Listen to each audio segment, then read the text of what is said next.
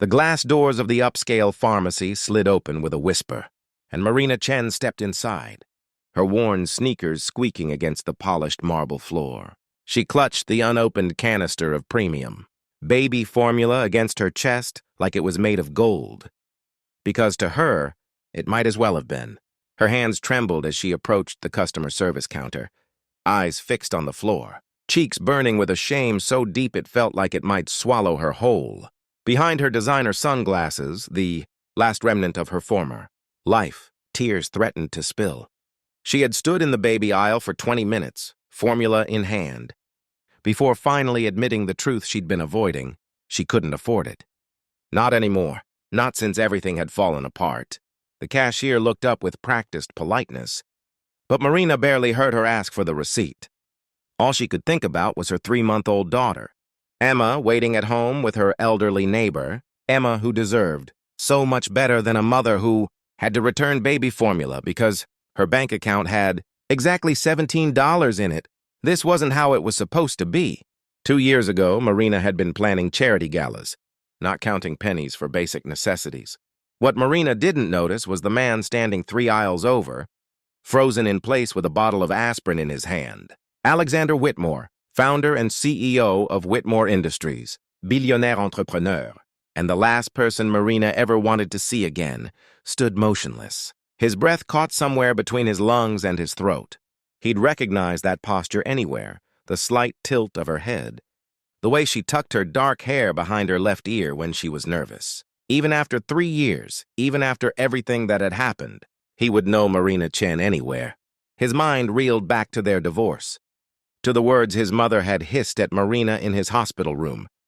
"You're just a gold digger waiting for him to die so you can inherit everything." He'd been in a medically induced coma after a near-fatal car accident, unable to defend the woman he loved. When he finally woke up 3 weeks later, Marina was gone. His mother had told him she'd left voluntarily, that she'd shown her true colors by abandoning him in his darkest hour. In his grief and confusion, still recovering from his injuries, he'd believed it. He'd signed the divorce papers without question, his heart hardening into something cold and impenetrable. But seeing her now returning baby formula with shaking hands, something inside him cracked. "I'm sorry."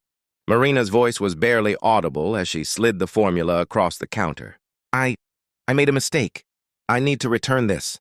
The cashier's expression softened. "Of course, honey. Do you have the receipt?" Alexander watched as Marina fumbled through her purse, not the Chanel bag he remembered, but a worn canvas tote with a fraying strap. When she finally produced the crumpled receipt, he saw something else slip out and flutter to the ground. A photograph. Even from a distance, he could see it was a baby. His baby? The thought struck him like lightning. He did the math frantically in his head. 3 years since the divorce. No, that wasn't possible. Unless Marina had been pregnant when she left and never told him. Before he could think it through, his feet were moving. He crossed the store in long strides, his heart hammering against his ribs. "Marina." She froze. Every muscle in her body went rigid. That voice, the voice that had whispered promises in the dark, the voice she'd heard in her dreams for 3 years. It couldn't be real. Slowly, as if moving through water, she turned around. Their eyes met, and the world seemed to tilt on its axis. "Alex," she breathed, and then immediately looked away, her face flushing crimson. Of all the places, of all the moments, this was how he had to see her, at her absolute lowest point. Alexander's gaze dropped to the formula on the counter, then to the photograph still lying on the floor between them. He bent down and picked it up, and his entire world shifted. The baby in the photo had his eyes, the same unusual gray-green that ran in the Whitmore family, the same eyes that stared back at him from his mirror every morning. "How old?" His voice was hoarse, barely controlled. Marina knew immediately what he was asking. There was no point in lying now. 3 months, she whispered. "Her name is Emma." "Emma," he repeated, and something in his chest shattered and rebuilt itself simultaneously. "My daughter. You had my daughter and never told me?" "Your mother made it very clear I wasn't welcome in your life," Marina said. And now the tears did fall, streaming down her face unchecked. "She said you didn't want me, that you'd regretted marrying someone so far beneath you. When you signed those divorce papers without even trying to find me?" Without asking any questions, I believed her. I was in a coma, Alexander's voice cracked. I didn't wake up for 3 weeks. By the time I could think straight, you were already gone. My mother told me you'd abandoned me to pursue other opportunities. He stopped, a terrible realization dawning. You were pregnant. You were pregnant, and my mother knew, didn't she? Marina nodded, unable to speak. The cashier stood silently, the formula forgotten on the counter, witnessing something far more significant than a simple return transaction. Alexander's mind raced. Through every interaction he'd had with his mother after waking up, every carefully worded explanation, every deflection when he'd asked about Marina. The manipulation was so clear now, so obvious. His mother had stolen 3 months of his daughter's life from him. She'd driven away the only woman he'd ever truly loved and left Marina to struggle alone with their child. Why are you returning the formula? He asked, though he already knew the answer. It was killing him to ask, but he needed to hear it. Because I can't afford it, Marina said simply, her voice small but steady. I can afford the generic brand, but Emma has a sensitive stomach, and the pediatrician recommended this one. I thought maybe I could manage it, but... She stopped, swallowing hard. I can't. I made a mistake thinking I could. Something inside Alexander broke completely. This woman, this incredible, proud woman who had loved him when he was nobody, who had supported him through the early struggling years of his company, who had never asked him for anything, had been raising their daughter in poverty while he lived in a penthouse worth millions. His mother had done this. His own willful blindness had done this. Marina, He stopped, words inadequate for the enormity of what he was feeling. Instead, he turned to the cashier. Cancel that return. And I need everything, formula, diapers, baby supplies, everything this store has that a 3-month-old might need. Send it all to... He turned back to Marina. Where are you living? Alex, no. I didn't come here to... Where are you living, Marina? His voice was gentle but firm. Please. She hesitated, then gave him an address in a neighborhood he knew was barely safe. His heart cracked further. Send everything there, he told the cashier, pulling out his black card. And keep sending it. Monthly deliveries of everything a baby needs. Set it up as a standing order. Sir, that will be quite expensive. I don't care if it costs $1 million, Alexander said quietly. That's my daughter. Marina was shaking her head, tears flowing freely now. I can't accept this. I didn't tell you about Emma to get money from you. I never wanted your money. I know, Alexander said, and he did know. That had always been the truth about Marina. She'd loved him for himself, not his wealth. That's why I'm asking you to let me help. Not because you want my money, but because Emma is my daughter, and I've already missed 3 months of her life. Don't make me miss any more. He took a step closer, his voice dropping to barely above a whisper. And Marina, I never stopped loving you, not for one single day. My mother lied to both of us, and I was too broken and stupid to question it. But I'm questioning everything now. Marina looked up at him, and he saw the same love he'd always seen in her eyes. Dimmed by pain, but still there, still burning.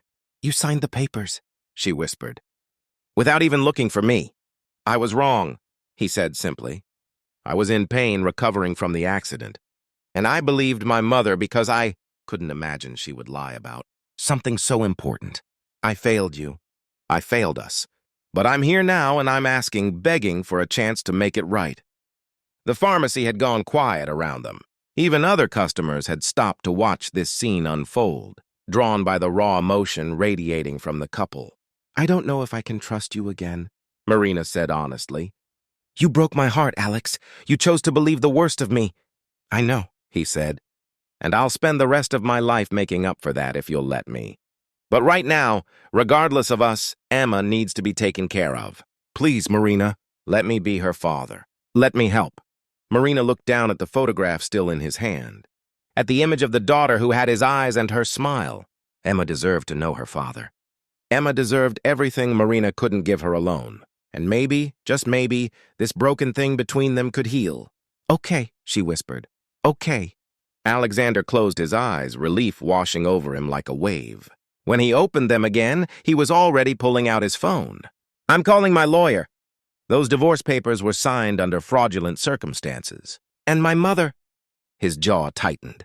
My mother and I are going to have a very long conversation. 3 weeks later, Marina stood in the nursery of Alexander's penthouse, their penthouse now, watching him cradle Emma against his chest. He'd taken to fatherhood like he'd been born for it, waking up for every midnight feeding, changing diapers without complaint, staring at their daughter with such wonder that it made Marina's heart ache. His mother had been removed from all positions in his company and his life. The divorce had been annulled based on the fraud and coercion. But more than any legal remedy, what had truly healed Marina was seeing Alex on his knees in that pharmacy, not caring who saw him vulnerable, choosing her and their daughter over pride.